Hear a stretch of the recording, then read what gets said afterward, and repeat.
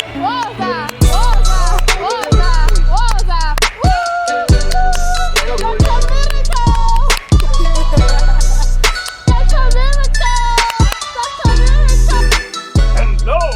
everybody. Welcome to the TMP, the Miracle Perspective. I think it was this week. I went to gym the past week. I think it was a Thursday.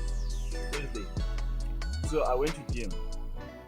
So when I'm there at gym, you see at gym you have different people who are gymming there for different purposes. And there's this group of buff guys with muscles everywhere. And you know how they wear those vests, you see? They wear vests showing off their muscles. It's just a string, and everywhere it's their bodies. You see the meat. Everything is buff. Well ripped. Nice guys. So they're gymming together. Lifting them weights. Buff. And then I go to those people. In my head, just wanted to do it for no particular reason. I went to those group of guys, and you see how small I am. Imagine those group of big guys. Then I went to them. I'm like, "Hi, gents. How many more sets here?" I was checking on the machine that we use. They're like, we still have like 3 more sets. I'm like, okay, fine. So before I left, I turned around. I'm like, "Buff guy!" So I touched his boobs. You see, this one guy. Oh man! I touched his boob. This guy was busy gymming there, sitting down. I touched his boob. I'm like, "Buff guy!" And then he's like, oh, and then he laughs. And I'm like, "Show my Gita," and then I left. So all of them cracked. And then I hear them, they're like, "Do you know that guy?" I'm like, "No, I don't know." And I also don't know them, but I just did it.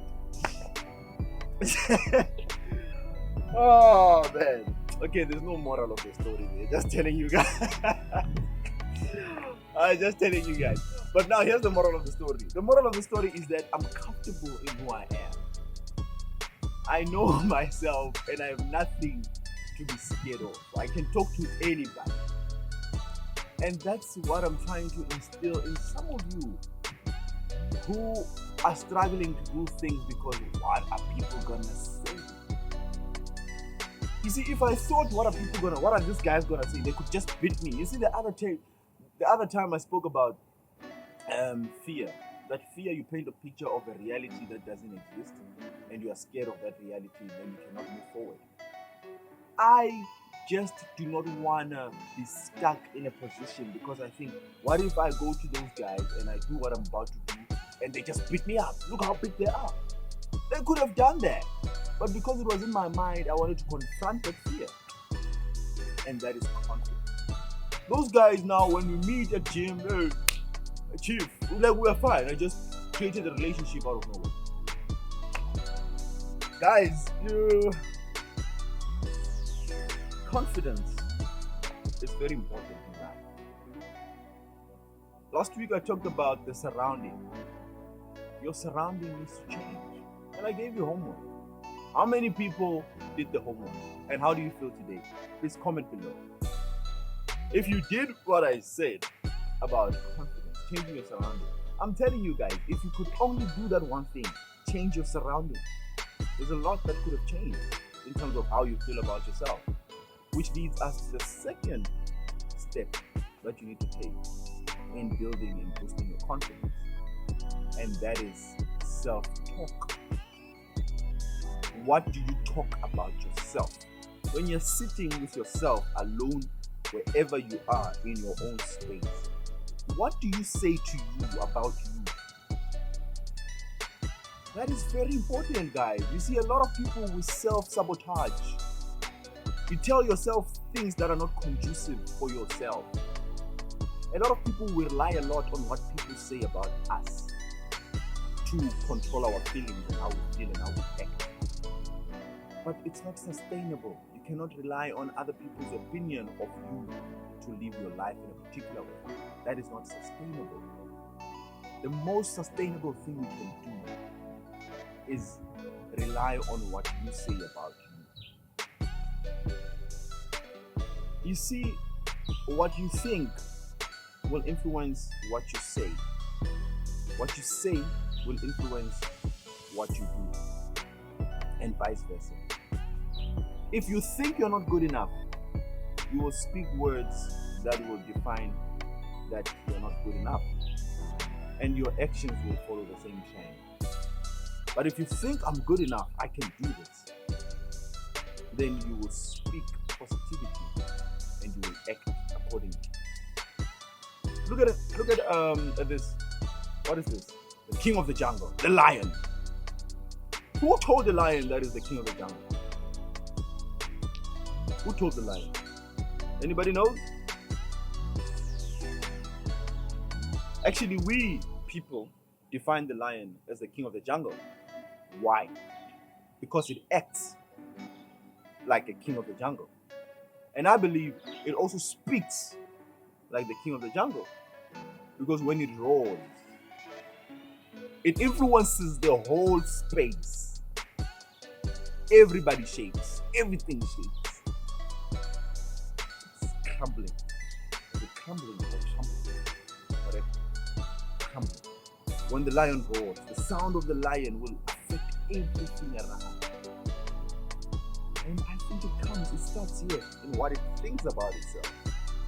You see, you can see a lion that whatever it thinks about itself, it's very powerful. It sees itself as the most powerful species ever. To check how confident a lion is, you see it by when it attacks the largest animal in the jungle, which is the elephant. It doesn't care about the size of that big thing. It will just go and show it that it's boss. I think a lion just does this sometimes just to prove a point. I don't think lions are really hungry sometimes when they do their stuff. Honestly speaking, man, I feel like lions are just showing off. They just want to prove a point. That man. I think sometimes when the lions are chilling in the what do you call that? What do you call it? It's a club. I don't know what it's called. When they're chilling together, I think they do sometimes communicate and be like, who can approach that elephant first? And then there's one who says, I'm powerful. That's my mind, okay? Basically, I'm telling you how I think. My mind, it goes wild like that. But I believe what a lion sees in its mind about itself is what makes it act the way it acts. So, a lion tells itself that it's the king of the jungle in the mind. And then it speaks like the king of the jungle. And then it acts like the king of the jungle. What it does, it influences the surroundings. Because the lion acts as the king of the jungle, everybody else in the jungle sees the lion as the king of the jungle. What you think about yourself, if you think you are weak, you are not firm, you are not strong, you will speak the language of weakness, unfirmness, and not strong. And people will see that. You see, you attract what you want people to see in you by what you do and what you say and what you speak. So your self-talk, if you really want to boost your confidence, boost the way you speak, boost the way you think about yourself. Say, I can do this. Self-affirmation is very important. And remember, you don't need to be certain about something before you do it. That is the third thing, which is belief.